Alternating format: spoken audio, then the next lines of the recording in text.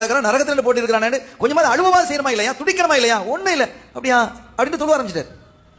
என்ன மனுஷன்டா இவன், நரகத்துலன்னு சொல்றேன், இவரை கண்டுக்கிடாம தொழுதுட்டு இருக்கிறான். நம்ம சொன்னது விளங்க இல்லையோ? தொழில் முடிஞ்சோன்னு கேட்டாரு, டேய் இங்க வா, நான் என்ன சொன்னேன், நீ என்ன இருக்கிறா, ஒரு ஆக்ஷன் இல்லை. சில பேர் பார்ப்பாங்க, நிறைய அருமையான ஒரு ஜோக்கு சொல்லுவான், இவன் அமைதியாக உட்காந்துட்டு இருப்பான். எப்படி இருக்கும், எவ்வளவு பெரிய கடுப்பா இருக்கும். அந்த மாதிரி இவங்க இவ்வளவு பெரிய விஷயத்த சொல்லி இருக்குது, எதுவும் இல்லாத மாதிரி நீ தொழுறியப்பா. இப்ப என்ன, இப்ப நான் சொன்னது உனக்கு விளங்கிச்சா? ஆமா விளங்கிச்சு. என்ன விளங்கிச்சு? தொழுது கொண்டிருக்கக்கூடிய சொல்லின்னு அதுல வருது, இந்த தொழுது கொண்டிருக்கக்கூடிய இந்த அடியா, இந்த என்னுடைய அடியா நரகத்துல அப்படின்ட்டு நீங்க சொன்னீங்க, உனக்கு விளங்கிச்சு இல்ல? ஆமா விளங்கிச்சுன்னு சொல்லி தொழ ஆரம்பிச்சிட்டான். இவன் என்ன செய்யறது? கொஞ்சம் வெயிட் பண்ணாங்க. அடே நான் என்ன சொல்றேன், நீ என்ன பண்ணிட்டு இருக்கிற நீ? அவன் சொன்னான், நீங்க என்ன சொன்னீங்க?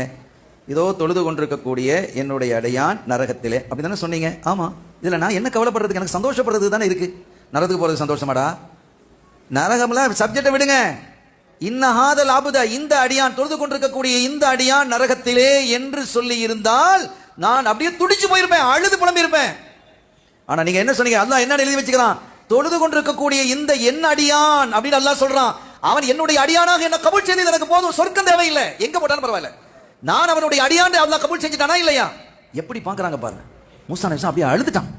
யா ரப்பி, இப்படி ஒரு அடியானா அப்படின்னு பாருங்க. லௌக பாருங்க, லௌக பார்த்தா தொழுது கொண்டிருக்கக்கூடிய இந்த அடியான் சுவனலோகத்தில் உச்ச நிலையில் இருப்பான் என்று அல்லாஹ் தஆலா லௌகத்தை மாத்தினான். யம்ஹுல்லாஹு மா யஷா, நாடினால் மாற்றுவான் என்று அல்லாஹ் சொல்றான் குர்ஆன்ல. அப்ப என்ன அடியான்னு வந்துட்டாலே ஒரு விஷயம் இல்லையா? இங்க யார் லா இலாஹ இல்லல்லாஹ் என்பதை ஹாலிஸாக சொல்கிறாரோ அவரை நான் என்ன செய்வேன், என்னுடைய சொர்க்கத்தில் நுழைப்பேன் என்கிறான் அல்லாஹ். அப்ப அவனுடைய பொறுப்புல நம்ம இருக்கிறோம். அவனுடைய நேரடி கண்காணிப்புல வர்றாங்கன்னா எவ்வளவு பெரிய பாக்கியம். அல்லாஹ் நமக்கு நசீபாக்குவானாக. இப்படி எண்ணற்ற லா இலாஹ இல்லல்லாஹ்வை பற்றிய ஹதீதுகள், ஏகப்பட்ட ஹதீதுகள் இருக்கிறது.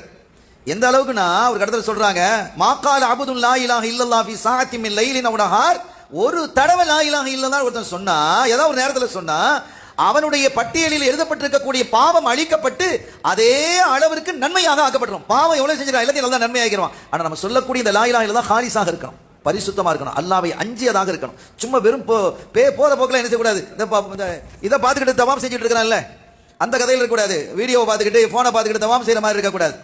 தன்னுடைய கல்பை அல்லாஹ்வின் பக்கம் திருப்பி அந்த சிந்தனையிலே என்ன செய்யணும், தவாப் செய்ய வேண்டும். அந்த சிந்தனையிலே லா இலாஹ இல்லல்லாஹ் என்பதை சொல்ல வேண்டும். அப்படி சொன்னால் அவனுடைய பாவம் எல்லாம் அழிக்கப்படும் என்று கண்மணி முஹம்மது ரசூலுல்லாஹி ஸல்லல்லாஹு அலைஹி வஸல்லம் அவர்கள் குறிப்பிடுகிறார்கள். இப்படி யார் ஒரு மனிதன் மரணிக்கக்கூடிய தருவாயில் லா இலாஹ இல்லல்லாஹ் இந்த கலிமாவை மொழிந்து கொண்டு மரணிக்கிறாரோ அவருடைய பாவங்கள் கடல் அளவு இருந்தாலும் மன்னித்து நான் அவரை சொர்க்கலோகத்தில் அனுப்பேன் அல்லாஹ் சொல்றான். அல்லாஹ் நம்மை மன்னித்து அருள் பாலிப்பானாக.